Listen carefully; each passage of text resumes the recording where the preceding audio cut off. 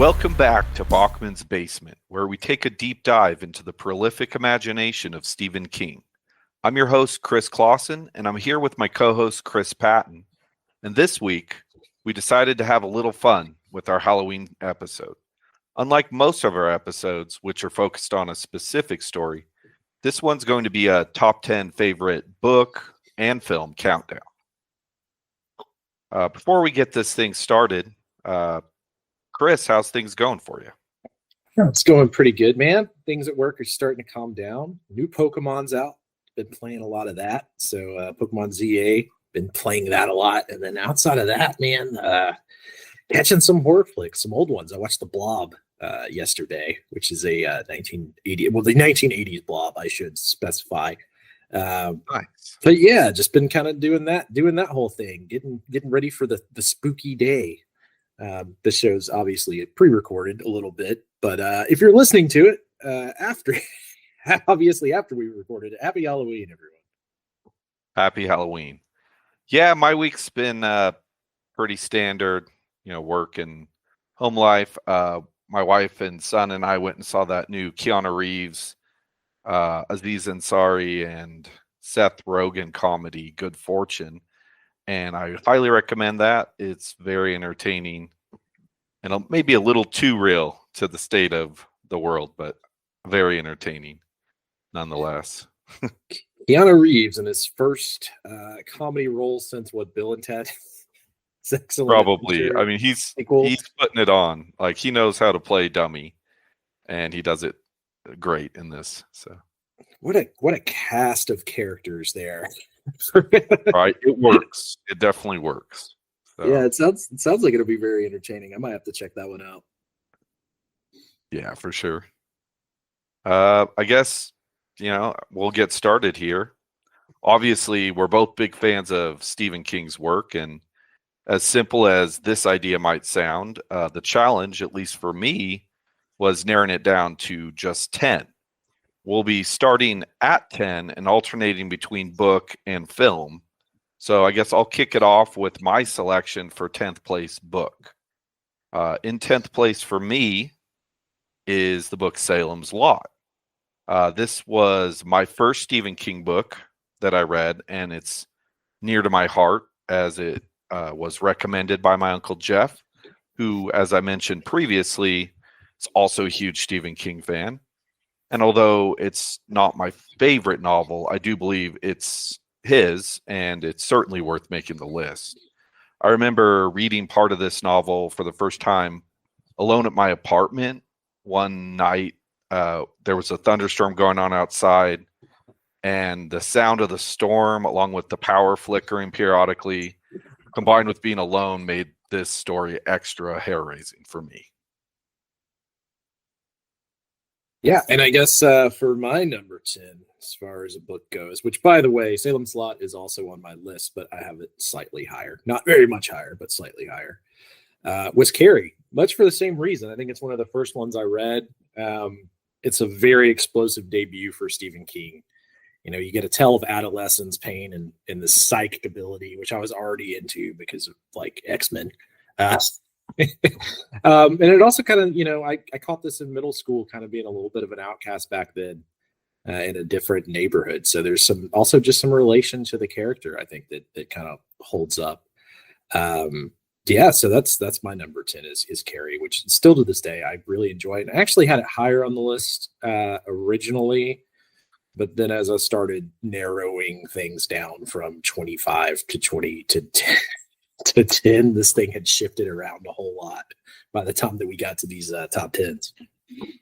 It's tough. Yeah, this is tough. And there's books that I absolutely adore that aren't on this list. And so don't take this list as like it is obviously our personal opinions, but it's really hard to narrow this stuff down. So there's actually a book omitted here on my list that I'll note on later that it's one of my favorites, and yet it didn't make my top 10 just because of reasons I'll talk about later.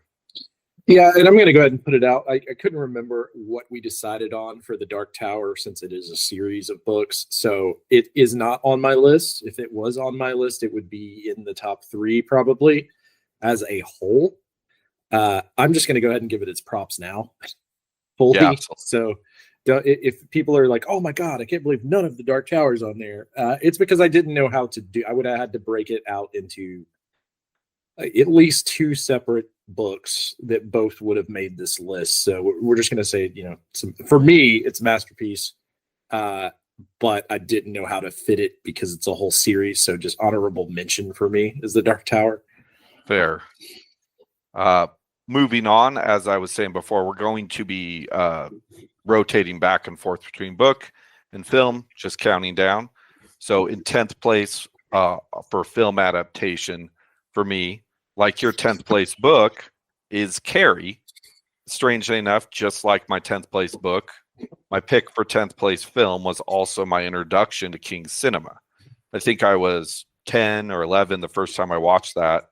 And I watched it with my parents. And I remember thinking as I watched the film, this isn't that scary.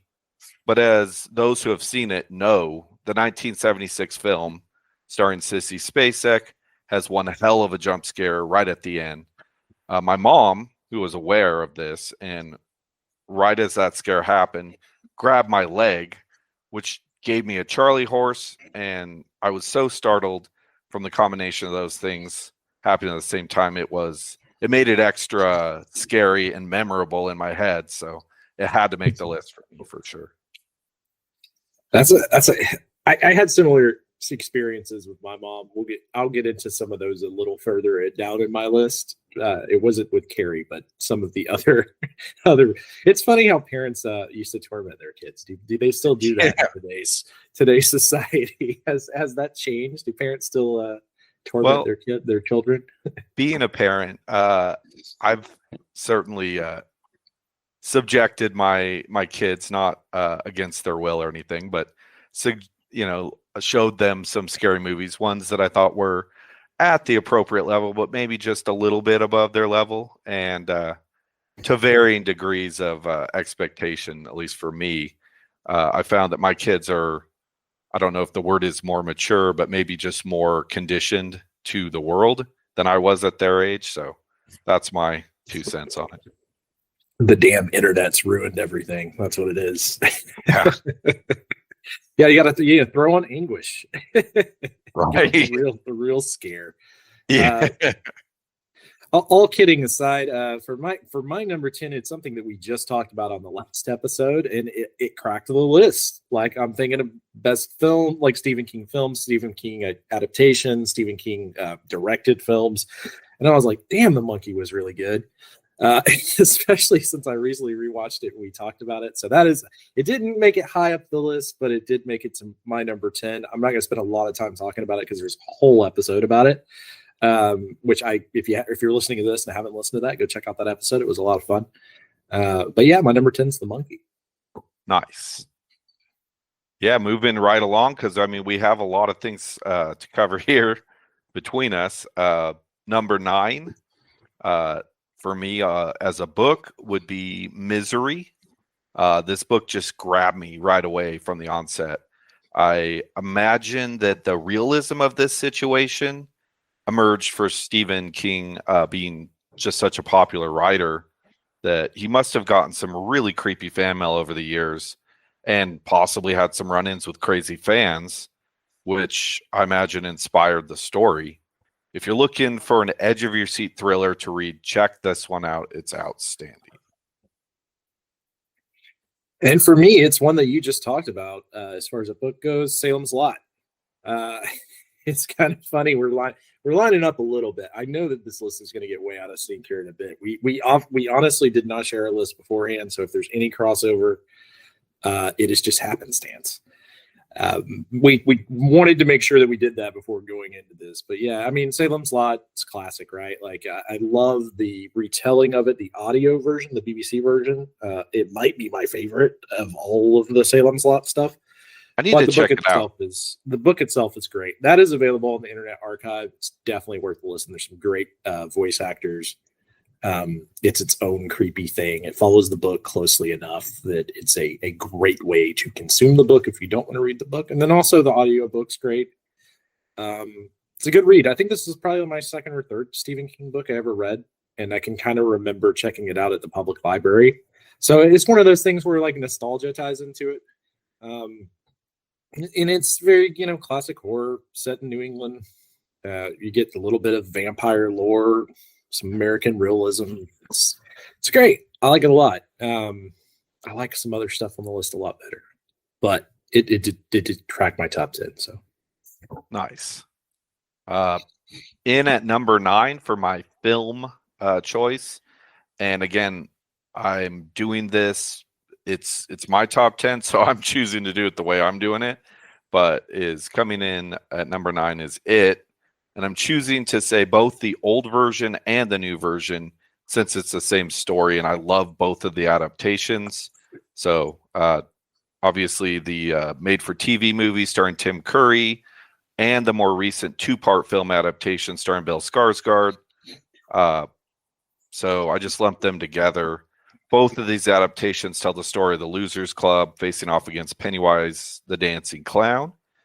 Each of these adaptations are worth your time, and each of these great character actors have put their twist on the titular clown who lures kids into the sewer. As Pennywise says, "We all float down here, Georgie." For me, it's The Dead Zone at number 9. Dead Zone is a for me a forgotten classic that no one talks about. Nice. It's just a cool flick. It's really weird. It's about like psychic foresight and political parable. I don't know. I don't even know how to explain The Dead Zone. Just if you've never seen it, go watch it. Also a great book, by the way, that I will just, little spoiler, didn't make my list, and now I'm kind of like second guessing myself. But yeah, I love that story a lot. It's one of the weird ones where I like the movie more, and I guess it's just maybe I've seen them. I've probably read the book once, and I've seen the movie like 5 to 10 times. Christopher Walken, a very young Christopher Walken, yeah, very young Christopher Walken. It is a cool book, cool movie. Cool, well, a cool book too, but a cool movie, and that's my number 9 is The Dead Zone. Nice. Coming in at number 8 for me for novels, Revival. This is a more recent Stephen King story. It came out about 12 to 15 years ago. It's a story that spans 50 years, beginning in a small town in the 1960s. It follows the lives of a young boy at the onset, Jamie Morton, and a charismatic youth pastor / preacher who become friends. And then a terrible tragedy occurs that upends the life of the pastor, and he denounces God, and the story continues to unfold decade by decade with these two characters' lives intertwining seemingly at random, but for reasons that you understand as the story gets closer to its conclusion. The ending of this book bothered me for weeks after reading it. No spoilers here, but I'm sure we'll get around to talking about this one in more detail on a future episode. Do yourself a favor, if you haven't read this book, give it a go. It scared the hell out of me. Yeah, it's one that I have to check out. So I have not read that one yet. For me, number 8 is, and this is, I don't know if, I guess it did get a solo release. This is more of the Bachman books, I guess. But The Running Man. I love The Running Man. I think it's one of the most fun Stephen King things. It has this Blade Runner aspect to it. It's like this weird alternative timeline, similar to The Long Walk. It's a creepy, crazy game show theme. I just dig that stuff. And I really, really enjoy specifically that book. So it made my number 8. I had to pick one from the Bachman's books here to throw in there. It was between this and The Long Walk. We just did an episode on The Long Walk, so I felt that would be doubling down. So I went with The Running Man, which is also great. I will go ahead and give a spoiler alert. The Running Man film adaptation did not make this list, though I do love it. I felt like it's so different. that it didn't deserve to be a part of this. It probably would have made the list because I love Arnold so much in that movie, but it did not make the. It has nothing to do with the book, so it did not make the list. I agree. I'm really excited for the new adaptation that's coming out with Glenn Powell, I think in November. And I'm sure that we'll get around to talking about Running Man as its own standalone thing here coming up in the near future. Moving right ahead for film, coming at number 8 for me is The Shining. Unlike my wife and Stephen King himself, for that matter, I'm a fan of the Stanley Kubrick film. With one of his most iconic performances, Jack Nicholson, playing a father and husband who has had some issues with alcohol, is looking for a quiet, secluded place where he can write his book and support his family while staying sober. Obviously, he shouldn't have chosen the Overlook Hotel, as it's haunted, and the weeks turn into months, and Jack slowly loses his mind. All the work and no play makes Jack a dull boy. It's obviously an iconic film, and you've likely seen it. Small side note, all the exterior shots of the hotel for the film are of Timberline Lodge at the top of Mount Hood, here where I am in Oregon. I've been to that lodge many times over the years and can say from personal experience that the interior of Timberline Lodge looks nothing like the Overlook that you see in the film, because a separate hotel in the UK was used for the inside filming. Oh man, so your wife is absolutely gonna hate my list. Her and Stephen King both as we get further down this thing. But at number 8 for the film, I got Pet Sematary, the earlier Pet Sematary, not the re-release that they recently did. I hated that. But you know what they say, the person you put up there ain't the same person that comes back. That's exactly how I felt about that movie. That's how I felt about the remake of Pet Sematary. Sometimes dead is better, as they say. He's not God's cat. He's my cat. Let God get his own cat. Love that movie. It's still a fun watch. It's one I try to watch around this season. I haven't yet, but it will definitely get into the rotation. It's specifically, that road. We don't go down that road. I can't think of the actor's name. I love it. It's not the best movie of all time, but I just have such an affinity for it and love. And it's one that I've made a seasonal October watch for years now. So it would feel wrong if it didn't make this list. So that's my number 8 film. Nice. Moving on to book number 7 on the list for me is Desperation. This novel is absolutely bonkers, and I'm here for it. It follows several different travelers who are pulled over by a local cop in Desperation, Nevada. What ensues is a story that only Stephen King could tell. Also, a fun side note, being that we are Bachman's Basement. The Regulators is a mirror novel written under the Bachman name that uses the same characters in a similar situation, but in a completely different setting and dealing with different themes than Desperation. As King himself noted, one book's about God while the other is about TV. Yeah, and I'm more familiar with The Regulators, so neither of those made my list. But I do want to check out. I don't know that I've read Desperation, so I'll have to check that one out. I'll add it to my list. Chris, you might like it better. I don't know. I love them both, but they're different enough that they are separate stories. But you can see that they have the same bones. I'm more of the color commentator for this show. I lean on Chris for most things. Stephen King, he has more of the expert knowledge as far as some of this stuff. But to wrap it back to the list here, for number 7, I have It, the book, and I have It, the original film. I know it's weird to put them together, but they're the same amount of where I would throw them on the list. It just happened that way.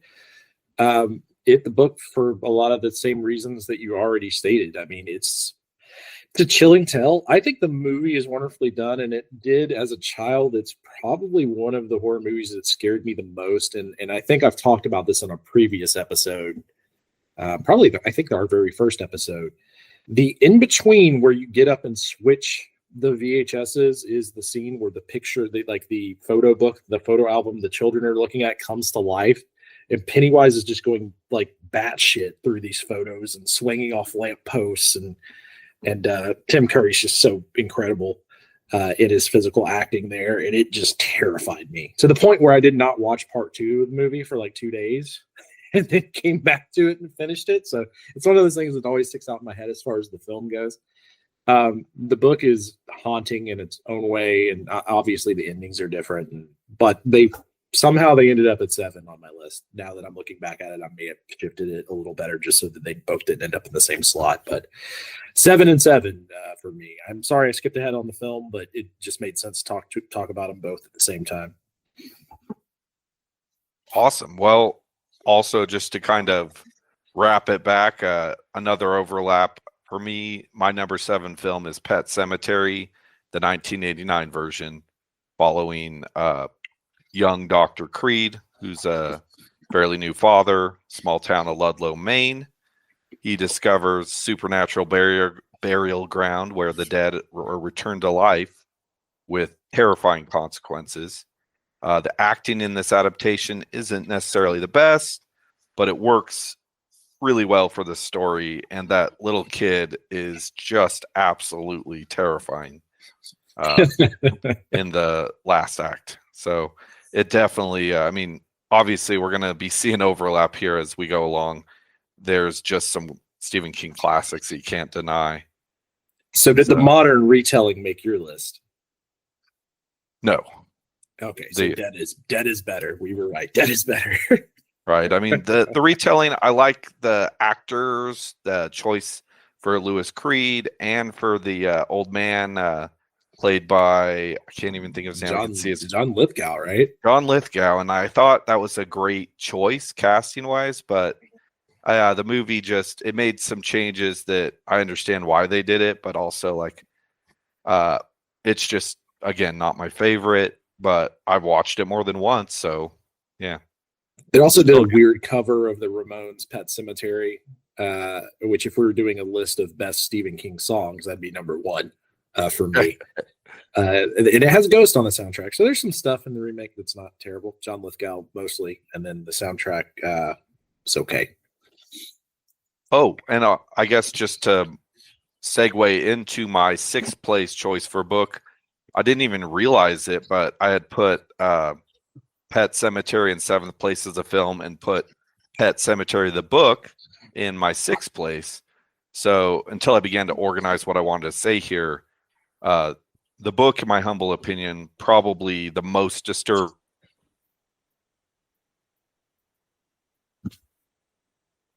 I remember the first time I was reading this book, and I was reading it on my front porch, and my son, who was about 3 years old at the time. Take that again from your book. You cut out for a second. Okay. So I didn't even realize it at the time, but when I made these lists, but Pet Sematary, the movie, made it to 7th place, and Pet Sematary, the book, made it into the 6th place. So as I was putting this together, so they kind of fell in a way, sort of like your last choices being kind of lined up as well. But this book, in my opinion, is probably the most disturbing story that Stephen King has ever penned. I remember the first time I was reading this, my son was about 3 years old and playing in our front yard while I was sitting on the porch reading and then watching him play. And the road we lived on at the time was notorious for speeders. And although there was thankfully no close calls with my son, it made me very uneasy as I continued to read this story. It's so weird how see, for me, like Pet Sematary the book doesn't really do anything for me.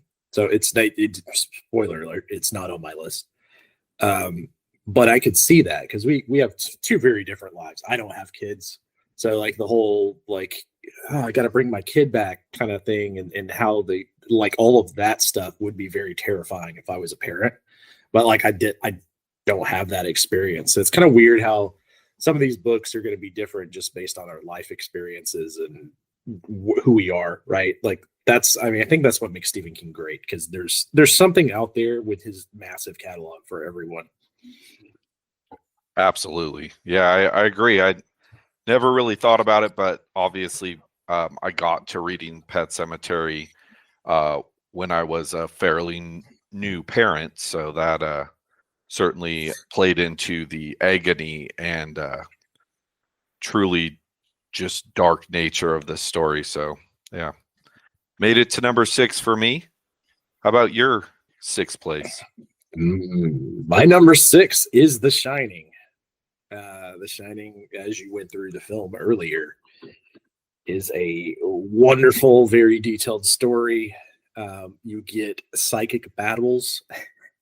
You get the haunting of an entire hotel coming alive. The biggest poltergeist ever pinned, to some extent. You get the descent into madness of Jack.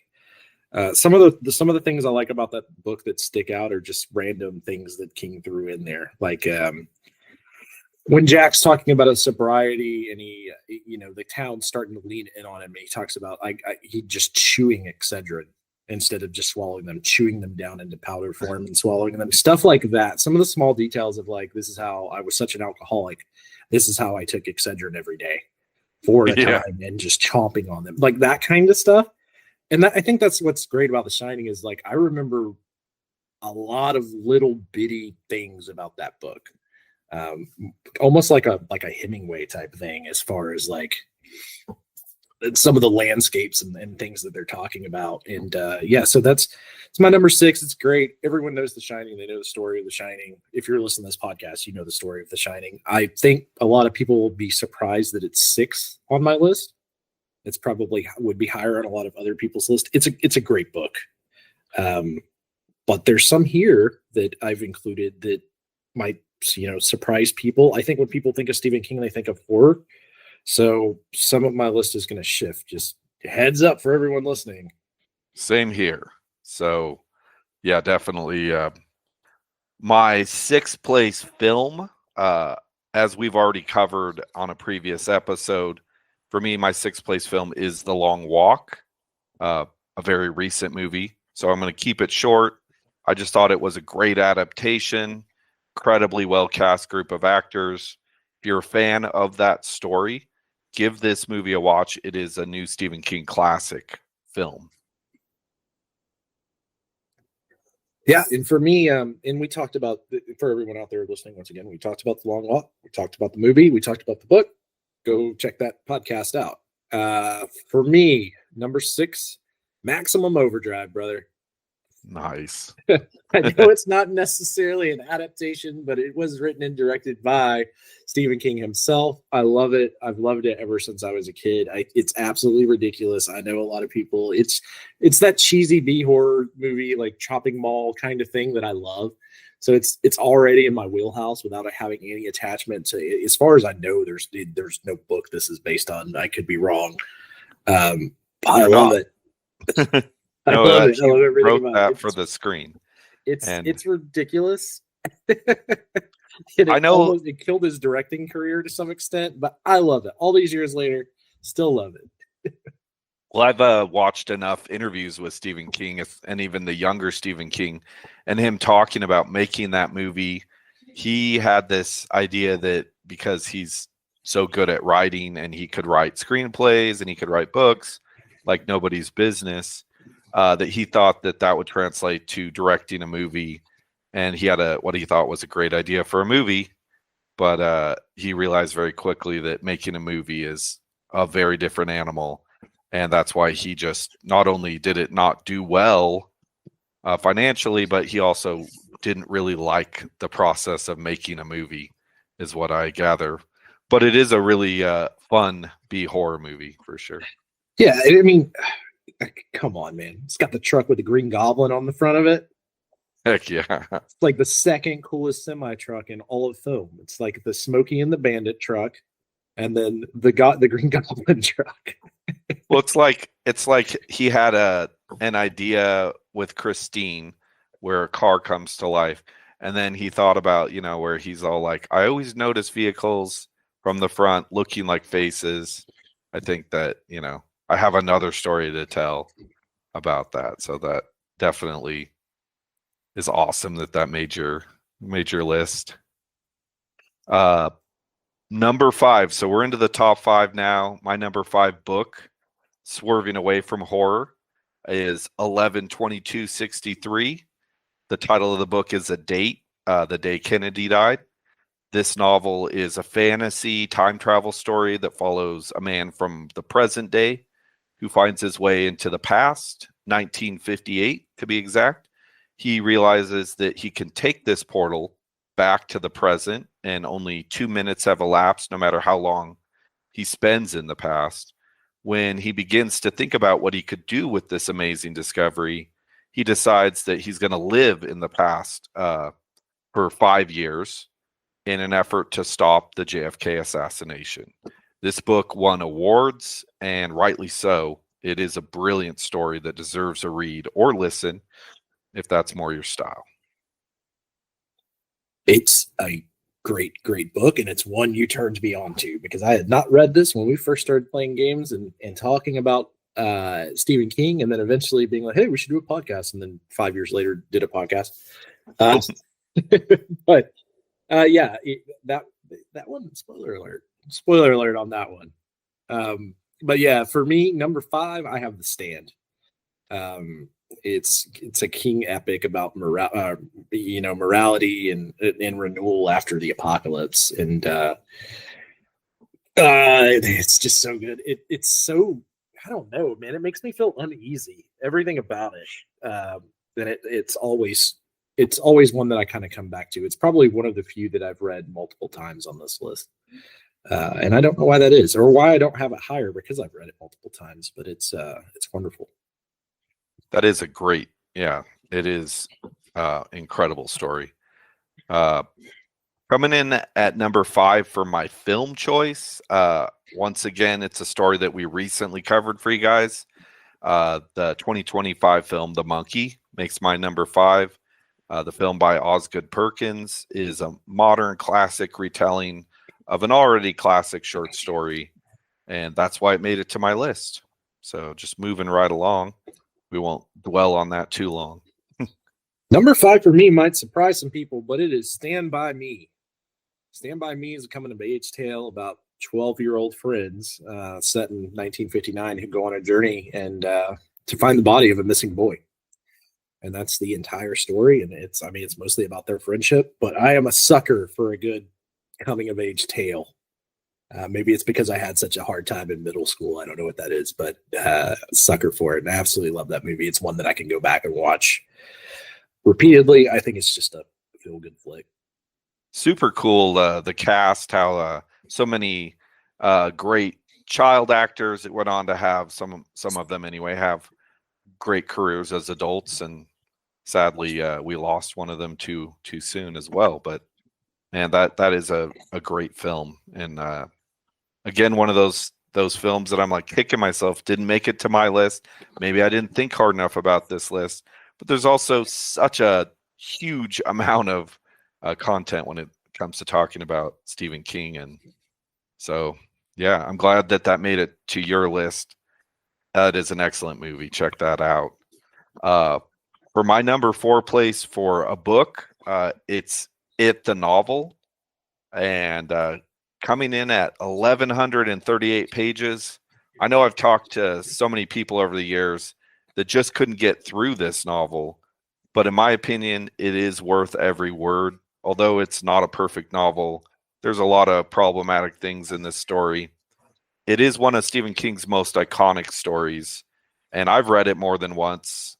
If you like spooky and you have a passion for reading, don't miss this one just because it's long. Yeah, it's wonderful, and the imagery in it's great. It's kind of one that I should go back and revisit. I had it lower on my list, but I think it's because it's been so long since I've read it. I remember getting spooked really bad.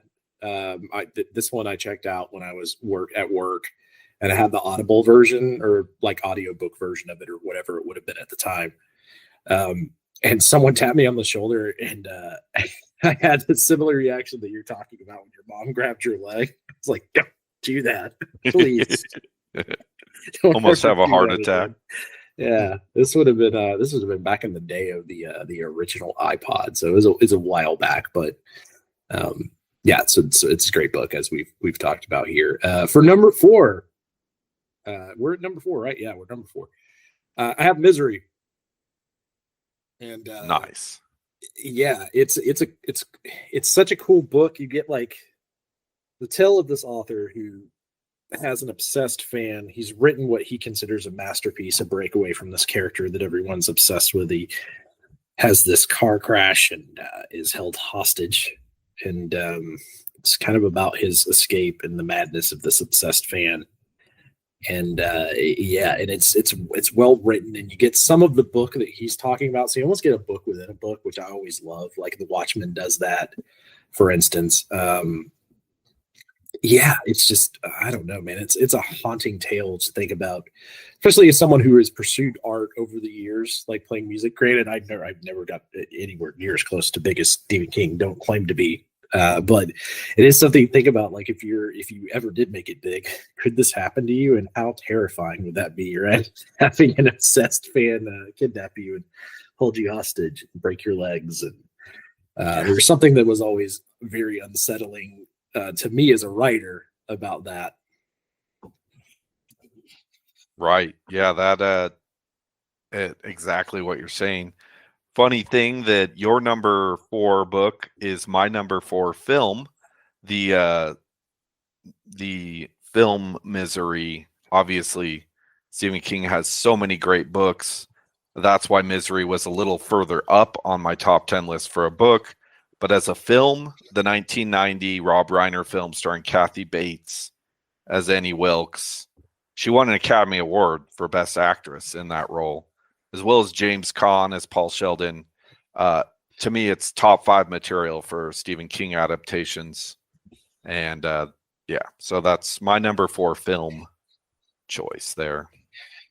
Yeah, it's also my number 4 film choice. Sorry to copycat you here and to do the thing where I slam 2 together again, but it could almost be higher, but there are some masterpieces for films going on the rest of my list. If you look at them as just films, Kathy Bates is incredible in Misery. Still to this day horrifies me when I watch it.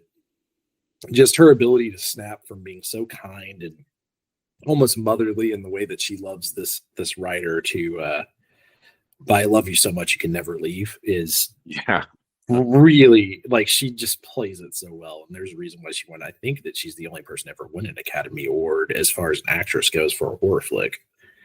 I think you're right. I don't know for sure either, but that sounds right to me. I mean, horror doesn't make it, sort of like comic book movies with Heath Ledger winning for, posthumously.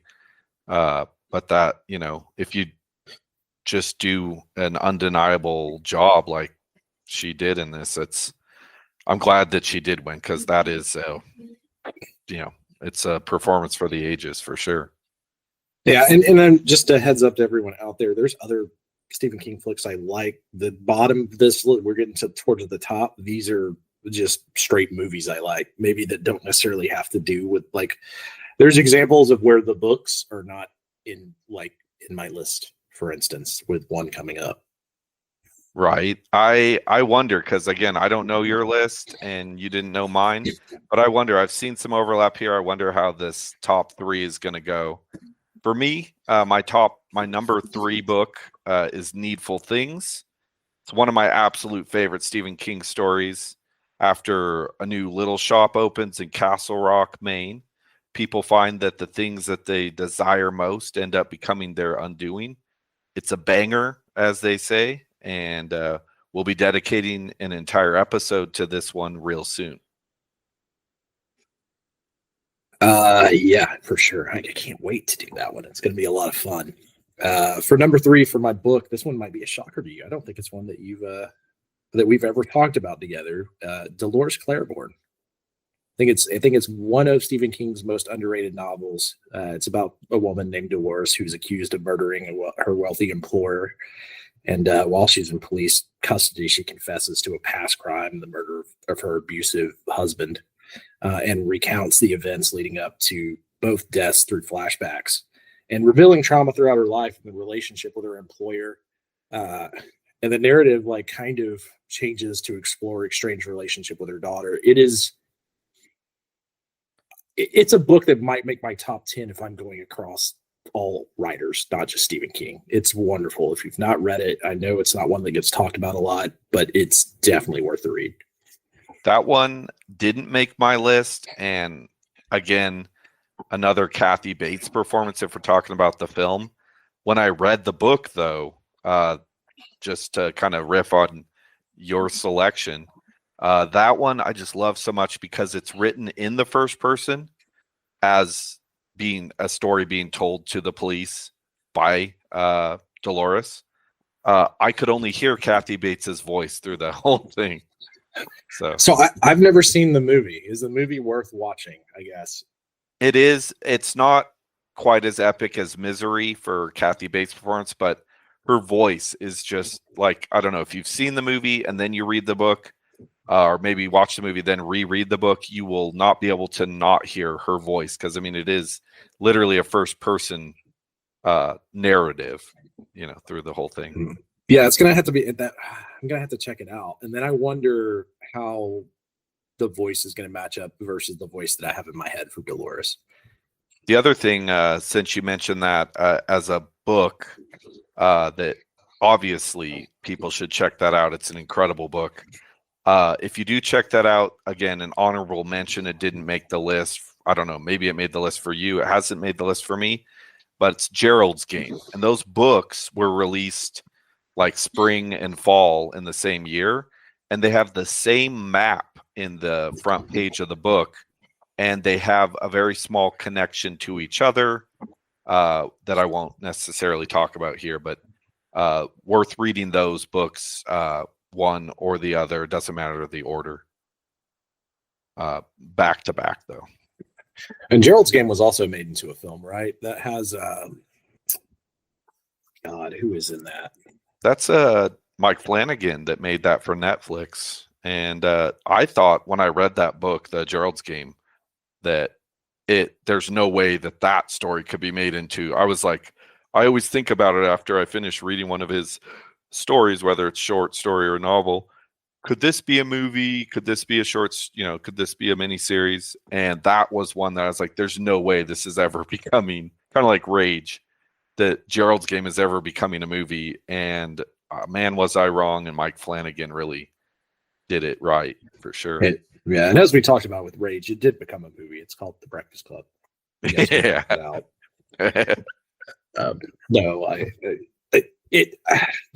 so I like that movie. It did not make my list, but it is a good watch. I don't know that I've ever read the book though. Maybe I have. Maybe it's been a while. We'll check back in on that for Gerald's Game. For Gerald's Game. That one, the movie, Mike Flanagan has like an uncanny ability to distill what's great about Stephen King's writing into film. And so I feel like the movie Gerald's Game is like about as good of an adaptation as you could possibly hope for when it comes to that. It's like a beat for beat telling of that story. It hits all the right points. So yeah, check it out. It's on Netflix. I guess we're getting into top 3 territory here for film. My number 3 spot for film is Dr. Sleep. Again, we're just talking about Mike Flanagan. Excuse me. This film serves as a perfect adaptation, not only for Stephen King's The Shining novel, but also as a perfect sequel to Stanley Kubrick's The Shining film. Again, Mike Flanagan directing it, and turns into one of my favorite adaptations of a Stephen King book. The book's fantastic as well. Definitely check that out, even though it didn't make my top 10. Yeah, we have various opinions on that one. I remember some harsh discussions about old Doctor Sleep when that came out, but my number 3, leaning more into the sensitive side of Stephen King, is The Green Mile. The Green Mile, brilliant. Tom Hanks plays Paul Edgecombe, and you get Michael Clark Duncan, who's playing John Coffey, who's a massive human being who brutally killed a pair of young sisters, who has this fear of a dark, but also this supernatural gift. And Paul, as the white, I guess, what was he, the warden, I guess? And I'm trying to remember. Either way, he starts to question whether Coffey was ever truly guilty of murdering the 2 girls, and that's the basis of the entire story. It's a wonderful film. It doesn't need me to sing its praises. It's gotten a lot of love over the years. It comes in at my number 3 because number 2 and 1 slaps so hard for me that I couldn't put it higher. And for the few weeks we were talking about doing these lists, I was in such a conundrum as far as how I was going to order these, and then I just went off which movies I liked better at the end of the day. But they all stand on their own and have all received their flowers, as people like to say. But yeah, The Green Mile is my number 3. Nice. Well, moving into number 2 spot for my book, one you've already mentioned that made it to your list as well is The Stand. It's probably a lot of people's favorite Stephen King book. It's another 1,000+ page story, and again, worthy of every page there. They actually, when he first released The Stand, the publisher made him shorten it up because of their ability to bind novels in paperback, and they were like, it's not going to hold together properly, so they made him release a version of the book that was amended. He then some years later released the proper version. And anyway, story of a super flu that wipes out nearly the entire planet, with only a few thousand people surviving, following 2 separate groups who end up at odds with one another. Absolute classic story of good versus evil. Most people probably that are Stephen King fans know it. So yeah, it's my number 2. At my number 2, following up on my number 3 film, a little bit of crossover here, is The Green Mile. For all the same reasons as the movie, it examines justice and endurance as far as the characters go within prison walls, and I think it captures kind of like mystical empathy between 2 characters, and it kind of, I don't know, it's such a wonderful book and such a wonderful film adaptation. And I'm slowly starting to think that I should have had it higher as we talk about this, but it's great. I feel like some of the ones that I've talked about are not what normal Stephen King fans would have on their list, but I feel like they should be talked about because they're works, like absolute works of art, like things that I would watch even if I wasn't, or read even if you, things that I would recommend to people who aren't horror novel fans but want to know about Stephen King. I feel like those are good examples. Absolutely. I mean, Stephen King, I've heard him say it of himself. He's like, yes, I've gotten the name of the master of horror, but he's like, I've never thought of myself as a horror writer. I'm just a writer that, just kind of the horror stuff comes with the package. But yeah, obviously he's a great writer, whether it's a scary story or just a really great story. Yeah, you're kind of taking in the wind out of my sail a little bit, Chris. My number 2 film is The Green Mile. So yeah, we're kind of aligning a bit here as well. Obviously, this movie came out in 1999, and it's one of the best movies that came out in that year, which is really saying something. There was a lot of great movies that came out in that year. This film was nominated for several Academy Awards and sadly didn't win any. I just looked that up earlier. If you haven't seen this film, you are missing out. It's a masterpiece of a film. Oh, Go ahead. sorry. No, go Sorry to ahead. interrupt you. I just thought of it, but with the Green Mile book, as you were mentioning, I love how Stephen King released it in serial format to begin with, and then combined it into a book. But it was released as like it was like month to month over 6 months. So for the people that were following along, they would buy probably at a discount, maybe $7 or $8, just 1/6 of the novel.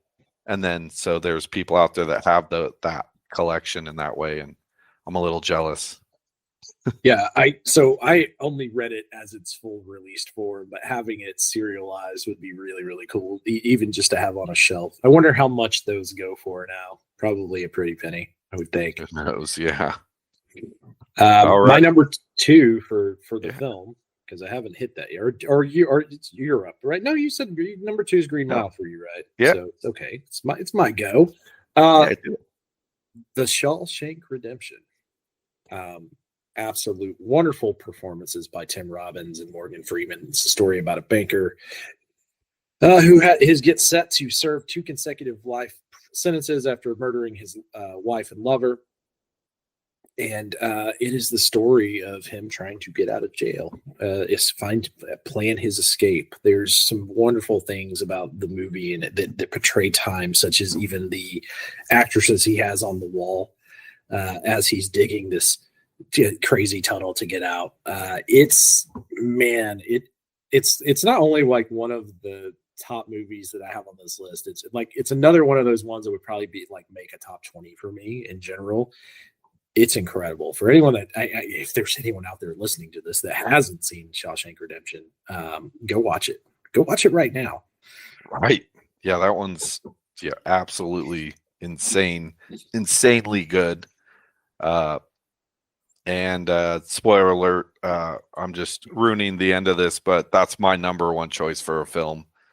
So I guess I'll go out of order here. So my number one film is The Shawshank Redemption. I feel that it's one of the greatest movies ever made.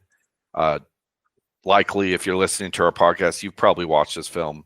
It's possible at some point that you watched it and didn't even know it was a Stephen King story, as it has no supernatural elements or any other hallmarks that kind of make Stephen King known in the way that he is. The performances, the story, just overcoming the impossible while also being another wrongfully imprisoned tale like the Green Mile before it. This one just can't be beat, in my opinion. For King cinema, it's chef's kiss. I agree. Yeah, I guess we'll get into number one novels. You want to go first? Do you want to expose your number one?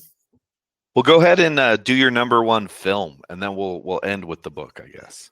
My number one film is the only film that I like better than Shawshank and the Green Mile on this list, which is The Shining. I think it's a cinematic masterpiece. Visually, it's incredible. I think the performance of Jack Nicholson is insane. It's one that still kind of sits with me if I watch it too late at night. I know it's different than the book. I love the book as well. The book made the list. I like the movie a lot more. I'm that guy. So call me out in the comments or well, apparently call us both out. I mean, it made your number one spot. It made my list as well. But yeah, it's I mean, Kubrick, you either like him or you don't, but I think he was a genius for sure. I had the experience of getting to see this at the Athens Classic Center on the big screen, and if that ever comes back around in its full film format, I recommend going and watching it and then just really taking it all in. They also had some of the people that worked on the movie there talking about it. For instance, the famous shot of the elevator opening and the blood coming out, for instance, that was one take. They had one take at that to get it right. So there's stuff like that about the movie that I absolutely love. It's wonderfully shot. To me, it's Stanley Kubrick's best film as well. Even though he is a great director and artiste, for lack of a better term. But yeah, it's another one that I watch every time this year. So Heck yeah, that I own it. You know that I think it's a great movie. It's one that I saw very young as well. I wonder, they've been bringing back a lot of classic films for their respective anniversaries. I think that movie came out in 1980, if I'm not mistaken. So then we're probably going to see a 50th anniversary in 2030. So Yeah, it must have been some anniversary show that I went to. It was kind of weird because you had like a protege of Kubrick who worked with him doing some of the cinematography work, and I can't think of his name to save the life of me. This was years ago at this point. It was when I was living in Athens, so it had been like 2009, 2010, something like that. It came out in 1980. yes. Spot on. I'm assuming that it was some sort of anniversary thing that I went to even then. It would be cool. But there's been some good ones come back in theaters lately. Like I went to see Battle Royale. That was a lot of fun. For anyone out there that likes the long walk, you'll probably like Battle Royale if you've never seen it. It was only 3 dates though, so you already missed it. But you can check it out in multiple other locations. But I love that theaters are doing that. I feel like, the art of going to see a movie has kind of died off with Hollywood focusing more on, recently they've gotten a little better, but the focusing on IPs and comic films for so long, and then COVID happening, I think it lost a little bit of its luster. So doing things like that, bringing movies back that people really love, and doing kind of weird niche things, I think it increases, people coming to see those special events and stuff. I think it's really, really cool. Yeah, it gives you an experience too. Like if it's a movie from before your time, like I got to see Christine, 50th anniversary of Christine in theater last year. And then also, or maybe it's not the 50th, that might have been like the 40th. And then the 50th anniversary of The Exorcist. I've seen the movie many times, but that one, seen it on the big screen. There's something special about the big screen. And we as fans of the silver screen, you got to keep that alive by showing the theaters that we care and go see your movies in the theater. Yeah, they need to do. Let's put Shawshank back. Let's get Shawshank back. I kind of want to see it on the big screen now because it's definitely. I never saw that one, and yeah, that was it was like, I don't know, I was probably 10 or 11 when that one came out. And I mean, I remember seeing a bunch of movies in that era, like Forrest Gump, I think came out in 94. And there's a Jurassic Park was 93. So it was out right in that same era. And that was one I just did not see. But yeah, I hope it's also a weird one you would have went and seen as a kid, though. You know what I mean? Like, they were taking you to see Shawshank.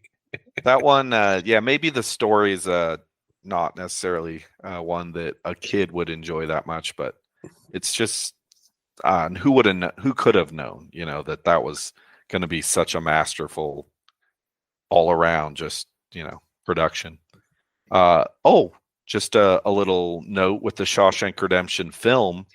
My wife and I had taken a trip about 4 years ago.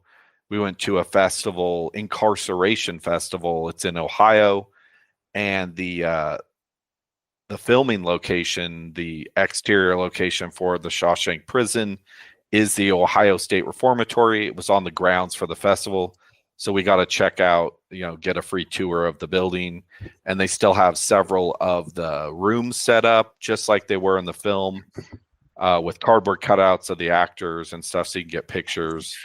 And strangely enough, the halfway house it's obviously not in the prison, but it's set up in the prison and it was filmed there as well. So that you get to see that in person as well with the person etched in, onto that wooden beam where it says Curly was here, Red was too, that's there, that wasn't some set that they tore down. That's a real thing. You can go check it out as a tourist. That'd be super cool. I wish I would have known that was there the few times that I traveled through that area, because there's nothing to do there. No, I mean it's Mansfield, Ohio. In case anyone that doesn't know, Mansfield is just this little nothing town, farming community, and then it's got that historical landmark, and then there's an actual modern day prison just a few hundred yards behind it. So Yeah. Like my experience with Ohio is Cleveland has some great record shops, and there's nothing to do there. Not to offend anyone from Chicago, but that's just my experience. Ohio is, well, famously, it seems like everybody that's famous that's come out of Ohio tends to loathe Ohio. They talk about how they don't like going back to perform there, you know. So. Ohio's for lovers is what they say. Right. Okay. Well, now we're here. We made it number one book for me. Again, you mentioned it earlier. I'm taking my liberties because it's my favorite Stephen King story, and it is actually the Dark Tower series. So I know it's like 8+ books, depending on which stories you include. But I consider this one big continuous narrative that ties so much of Stephen King's shared multiverse together. It's a Western, it's sci-fi, it's fantasy, it's romance, it's horror. I've never read anything quite like this, and it's my favorite thing I've ever read, not just Stephen King, but ever. Call me a tower junkie. I have a hard time getting anyone to read these books, as it is quite an investment of time. What I like to tell people is if the gunslinger isn't your cup of tea, or maybe it is, just read the second book, because the drawing of the three is a completely different genre. And every one of these books kind of skews into another genre, but somehow it's just a direct continuation of Roland's story. So I feel like most people get hooked on the story, if not on the first book, definitely by the second book. But yeah, that's why it made my number one. And I know I'm kind of cheating there because it's like so many books, but it is one big story. So. Yeah, and it's one we talked about of how we would do it on the list. I think we did end up saying combined. I ended up just putting it off the list. If not, it probably would have made my number one and shifted some other things. The Gunslinger is one of my favorite. I love Westerns. I love the Gunslinger. I love the setup from the beginning, and then the continuation of the story of Roland, I think, is incredible. I think everything you said is spot on. It is a hard thing to get people to read, as it is a big commitment. It's like, if someone's never read Lord of the Rings, not that I recommend Lord of the Rings because I'm not a Middle Earth guy, you're asking a lot. It's a big commitment, of time. So I get that, but I always, at least try to push them in the direction of at least check out the graphic novels and then check out the check out the book, because I think it'll hook you. I agree with you. It crosses so many different genres and platforms. It's wonderful. I didn't talk about it too much for honorable mention, but it deserves to be talked about. I think it's as far as a full series goes, like that large of a series, it's probably one of the best of all time. If not, I mean, like the only comparisons would be something like I said, like Lord of the Rings and Game of Thrones, and that's those aren't for me, brother. Right. So for me, that one's way up there. It would have hit number one on my list, but I have a surprise for you. It's a recommendation that you gave me for my number one. What's that? 11/22/63. Awesome. I think this book and the story of this book is absolutely incredible. The entire idea, I love. It's so Star Trek. It's so accidentally going through a time portal and then trying to prevent the butterfly effect from happening, while also, thinking about what would be good if you could change certain aspects of time, which in this case is the assassination of President John F. Kennedy, and the battle between that, and then falling in love in a different time period and adapting to that, and grappling with the unexpected consequences and the resistance. The past itself is almost a bad guy in the novel. It's how does King put wonderful. It in that the past is what's the word he uses too, and he says it so many times in that book, is it obdurate? I can't remember the word he uses, but a fun word nonetheless, that essentially the past is resistant to you changing it. Yeah. Right. It's almost like it's fighting the main character the entire time, which is it's great. It becomes the to some extent it becomes the actual the antagonist of the entire experience of the book. I love it. I absolutely loved it. We hadn't had a chance to talk about it since I finally got to read it after you for years telling me to read it. It has made my number one. It's maybe because it's one of the most recent ones I've read recently, but it is damn good, and it is very different than most other Stephen King things. And I love when King kind of goes off on a limb. He's like, "How about we write something historical and weird?" That's cool. And it's definitely one that I wanted to spotlight at number one to get other people to read, because I think it is it's very close to being a Stephen King masterpiece for sure. And if you're listening, if you're thinking about my list, it is, because it's number one. Heck yeah. Well, here we are at the conclusion of today's episode. Feel free to share your own top 10 Stephen King books or movies at Bachman's Basement socials. And if you want to list off some of the socials that we're on. Yeah. So look at anything with a Boink Studio on YouTube, Boink Studio on Facebook, Boink Studio on Instagram. That's where we're getting all of our feedback from. Future, we'll have a website that you guys can go through. And if you want to talk to me directly, it's Christopher.R.Patton on Facebook and Christopher.R.Patton on Instagram. I'm available at Christopher Clawson on Facebook and the same on Instagram. And also, don't forget to tune in next week, where we discuss a certain Castle Rock shop whose proprietor knows her. I'm Chris Clawson. And I'm Chris Patton. And remember, the monsters under your bed might be real, but at least you've got us to keep you company.